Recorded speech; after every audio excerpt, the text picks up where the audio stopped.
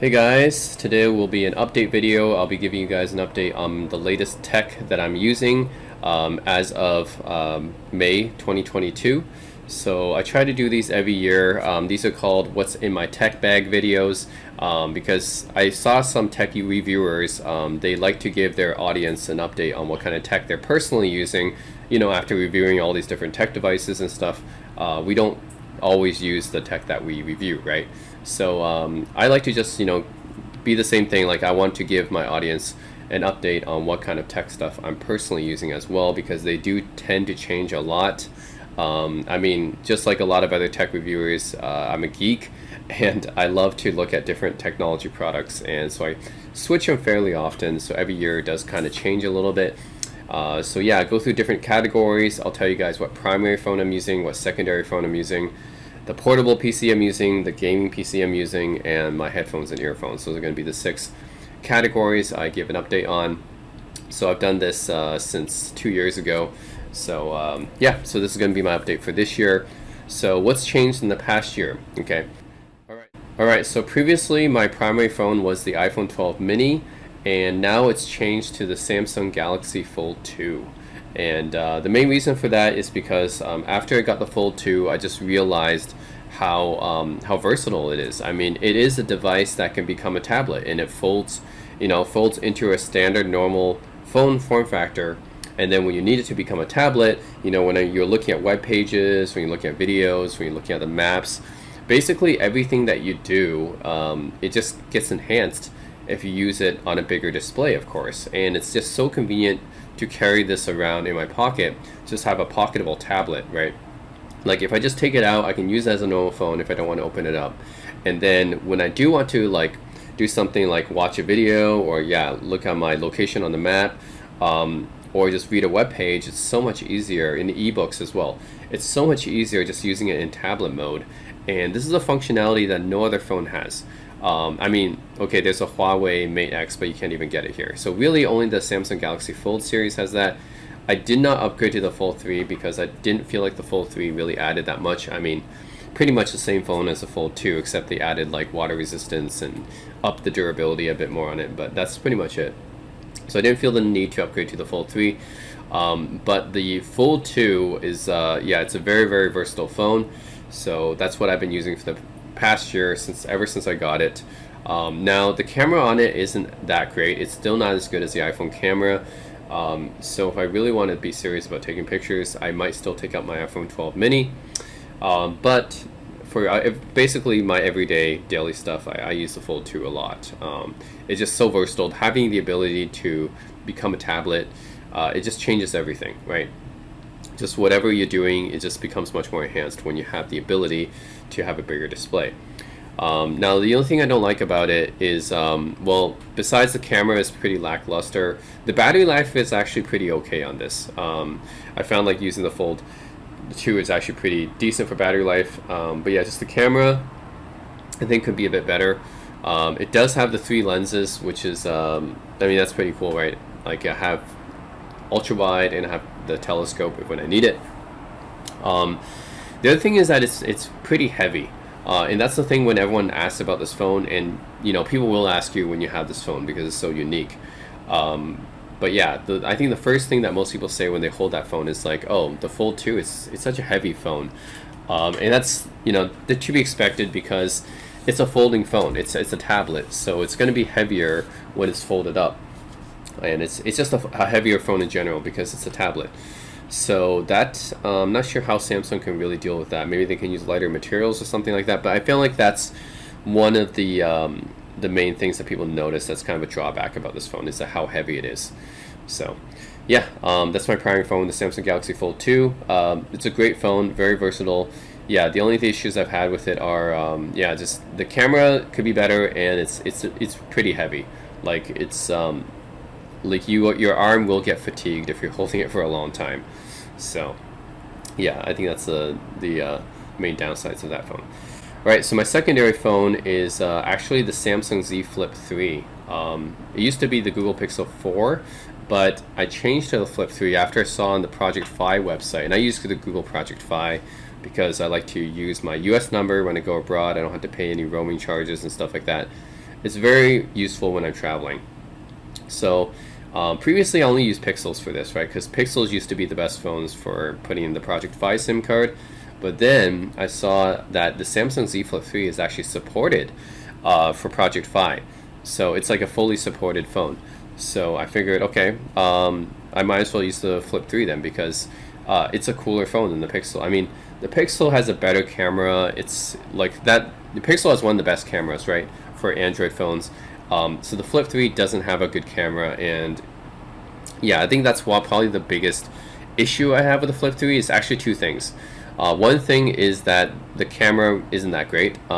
It's the same as the Fold 2, except it doesn't even have the telescopic lens. It only has a wide angle and ultra wide angle. And the second thing is the battery life. The battery life is not very good on the Flip 3. It's I can say the same about the iPhone 12 mini as well. Actually, the iPhone 12 mini has pretty weak battery life.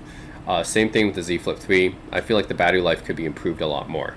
That's one of the issues I have with it, because it's just by the end of the day, it's pretty much done. Like pretty much all the time, it's already at like less than 10%, 5%. So the battery really does not last very long on the Z Flip 3. I'm not really doing that much with it. It's just the battery doesn't last very long on it. So that's basically the only two issues I have with this phone. Is the battery life and the camera. But other than that, I mean, I like the fact that it supports Project Fi, so I can use it instead of the Pixel. And it's a cooler looking phone than the Pixel because it's unique, right? And people will ask about it and say, hey, is that a flip phone? Well, yeah, it's a flip phone, and once it folds out into a normal shaped phone, it's just no different. But it does fold up into a clamshell, which means it's easier to pocket. And I really do like small phones. That's why I like the iPhone. I had the iPhone SE for a very long time, and then I had the Xperia Z1 Compact, XT1 Compact, and then the iPhone 12 mini, because I do like small form factor phones, and the fact that the Z Flip 3 folds up into such a small space really attracted me to it. So I think that's the main reason I like it. It's different. I like to have phones that are different. Folds up into a really small space, very portable, and I can use that secondary display, even though it's not as good as the Motorola Razrs. But the still secondary display, I can use it for something. Like I can use it as a secondary like viewfinder for the camera. I can use it to view dual time zones. I usually use it for Korea time and Pacific time. So there's a few things I can do with that secondary display. But yeah, it's not as useful as the Motorola Razr Fold's secondary display. So I still prefer the Motorola Razr Fold for that. But the Z Flip, it is water resistant. It has a better camera than the Razr Fold, and it supports Project Fi. So that's why I use it instead of the Razr Fold. So yeah, that's my secondary phone. Now going to my main portable laptop or portable PC. So this was the HP Dragonfly Elite, and to be honest, I still use the HP Dragonfly Elite a lot. It's just, I mean, it's a very nice laptop because of how light it is. It only weighs 2.5 pounds, and because it's so light, and it's a PC and it's a touchscreen, it's convertible. It's just nice general all-around laptop. So I could say, yeah, I still use the HP Dragonfly Elite quite a bit.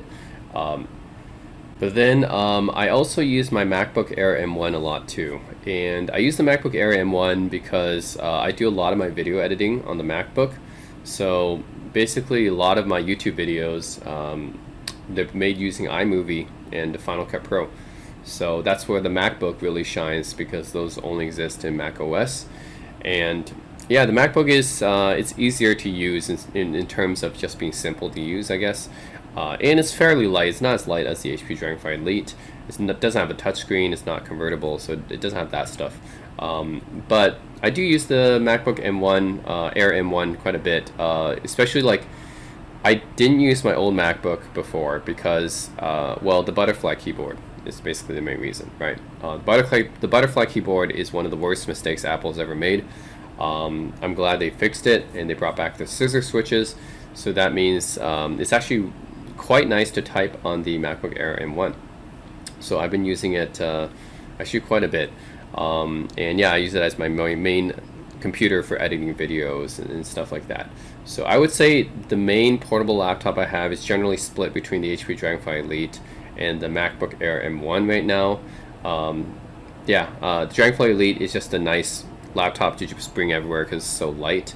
It's touchscreen and stuff, so that's nice. And then the MacBook Air M1 because it's also pretty light, and I can use it to use Mac OS apps like iMovie, Final Cut Pro. So and the keyboard on both of these laptops are very good, and they're both built really well too. So yeah, I think these are probably the two laptops I use the most in terms of the portability aspect. Now, moving on to the gaming PC stuff. So yeah, I think in my last video, I think I said it was the custom Lanley desktop build that I had. I actually built my own desktop. This is the first time I actually built my desktop. And I have a AMD Ryzen 7 5800X in it, and NVIDIA 2070, RTX 2070 GPU in that. So yeah, I built that myself last year, and it's been my main gaming PC ever since, and it still is. Still, I use my desktop as my main gaming PC. However, I also use the Alienware M15R5 Ryzen now as well. I think mostly for multiplayer games. I use the Lanley desktop for mostly single player games and stuff like that. But for multiplayer games I play with my friends, I usually use the Alienware M15R5 Ryzen now, which is it's pretty good as well. I mean, it has a 3060 in it, and has a mechanical keyboard, which is very nice. So I always appreciate mechanical keyboards. I think now it's pretty hard to even like game or do work on just a normal membrane keyboard again, but I've been pretty used to mechanical keyboards now. You know, with my main desktop I used a Logitech, now I'm using a Rocket, and then on the M15 has its own Cherry MX mechanical keyboard built in, which is custom made for Alienware by Cherry MX. So it's a very nice mechanical keyboard. It's a very nice keyboard. Like on a laptop, it's probably one of the best laptop keyboards I've ever used. So that's pretty high praise because I've used a lot of laptops before. But yeah, the Alienware M15R5 Ryzen, it's a great gaming laptop. Just love the design. I just wish it came in white color because I kind of like the lunar light color better. But I think there was an issue with the paint for that thing. So that's why a lot of my previous Alienware M15 R2, that one was in the lunar light white color, and the I think the color started fading, and you started seeing like blemishes on it because there was an issue with the paint. I think that's why Alienware doesn't use that anymore, so they only have the dark color now, which is unfortunate because I did like the light color, the white color as well. But so it only comes in the darker color. But yeah, I think this is definitely one of my favorite gaming laptops, and it's my main gaming laptop actually, and I use it mainly for multiplayer games. So yeah, love the mechanical keyboard. I think the audio could be better on it. I think the audio quality has somewhat decreased actually since the previous Alienwares. I'm not sure how that happened. So the audio quality is one of the things that actually my MacBook Air M1 does a lot better. I think the MacBook has probably one of the best speakers. And my Asus ZenBook Pro Duo. I think my Asus ZenBook Duo and my MacBook Air probably has the best speakers out of all my laptops. But yeah, the Alienware M15, even though it's a bigger laptop, the audio quality isn't quite as good. But you know, it does play games pretty well. Has a 3060 inside it. Design looks cool, of course, and has a mechanical keyboard. So that's pretty much my main gaming, my two main gaming PCs right now. My Lanley desktop for single player and my Alienware M15 for multiplayer games. All right, then moving on to my main headphones. There's no change here. It's still my Sony 1000 XM3s, and I've been using these headphones for over 3 years now. It's quite a bit. For any kind of tech that I own, 3 years is a long time, but I just haven't found any real need to change them out yet. I mean, they've served me so well. I use them for work. I use them for Zoom calls. You can use them either through Bluetooth, or you can use the 3.5 millimeter cable. So you can use them two ways. I think one issue I had with it is that like it's hard to change over different devices. Like that's why I'll have only like one device connected to it at a time. If I have multiple devices connected to it at a time, it's kind of hard to change between devices. So that's probably my only issue I have with it, and I think the battery life is not as good anymore because I've used it for such a long time. But otherwise, it's still very, very functional. So yeah, I'm still using my Sony 1000. It's a WH-1000 XM3s. I know the XM4s have already come out. The XM3s are still good enough. Noise canceling is great. Sound quality is good enough. Very comfortable for me to use. So yeah, still using 1000 XM3s. So I actually found out that Sony just came out with the 1000 XM5s, and judging from the reviews, I probably won't get them because the sound quality improvement isn't that much, and actually there's some drawbacks too. Like it's actually bigger and heavier, and it doesn't fold up like the XM3s or 4s. So yeah, the noise canceling, you know, I'm sure it's a little bit better, but for me the XM3s is still good enough. Like they fold up. And if the sound quality are not going to be much better on the XM5s, and you know it's not as great for traveling, then I probably don't see any much reason to upgrade. So yeah, I'll probably just stick with my 1000 XM3s, even though I know they're over 3 years old now. Now my main earphones. This is interesting. So in my previous video, I said this was the Sony WF-1000 XM3s, the wireless earbuds, right? My wireless earbuds now are actually the Nura TrueBuds, which are actually pretty nice. But the problem with these is that because they're so tailored to your ear and stuff, they really need the app to function. And having the app to function means that it can really only pair with a smartphone. So you can't really use the Nura Trues pretty much anywhere else. It's really only meant for smartphones. So I needed something I can use with a lot of different devices. But mainly just for music and stuff like that. I think the Nura Trues are fine, but I used it with my Motorola Razr phone. But last year I also went through quite a few IEMs as well. Remember I had a few videos where I would get my friend to help decide for me which IEM was best. I think I went through quite a few. I went through the Campfire Solaris X's, Astell and Kern Campfire Solaris X's. Then I went through the Tanseo Mirai Lands, which is a Chinese brand, and then I went through the Noble Audio Cons, which are by far the most expensive earphones or headphones I ever bought. They were like $1,700, I think, so very, very expensive. Really great sounding, you know, IEMs of course, but now I've settled on the TA Audio Monarch Mark IIs. So these guys were about $1,000, so still pretty expensive, but for me it's not as good as the Noble Audio Cons, but for me it gets almost the way there. It's like 80-90% the sound quality of the Noble Audio Cons at like 50% of the price. So that's very, very good deal. That's good value. So I've been using the TA Audio Monarch Mark IIs, and I've been using them with my Hibi RS6s, which is my DAP. So yeah, I don't use it with a smartphone or anything. I use a DAP now, a digital audio player, which is the Hibi RS6. Also had the Astell and Kern SC100 for a while.